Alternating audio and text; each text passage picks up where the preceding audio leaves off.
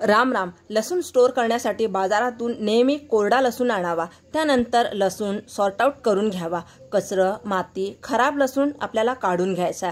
खराब लसूण ठेवल्यामुळे सगळा लसूण लवकर खराब होतो। लसूण खरेदी करताना ज्या लसणाचे सालं लवकर निघतात तो लसूण घ्यावा, तो कोरडा असतो। ओल्या लसणाचे सालं लवकर निघत नाही। कोरडा लसूण जास्त दिवस टिकतो। ओला लसूण लवकर खराब होतो, बुरशी येते। भरीव लसूण घ्यावा।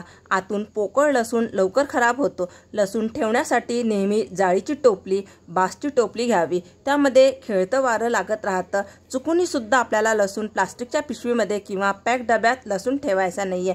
असं केल्यामुळे लसूण लवकर खराब होतो, काळा पडतो आणि बुरशी येते। लसूण नेहमी जिथे वारं लागेल अशा जागेवरती ठेवावा। बंद खोलीत जिथे वारं लागत नाही, जिथे नेहमी ओलावा असतो अशा जागेवरती लसूण ठेवल्यास लवकर बुरशी येते आणि खराब होतो, काळा पडतो। तर या छोट्या टिप्स आहेत, तुम्ही नक्की ट्राय करून बघा।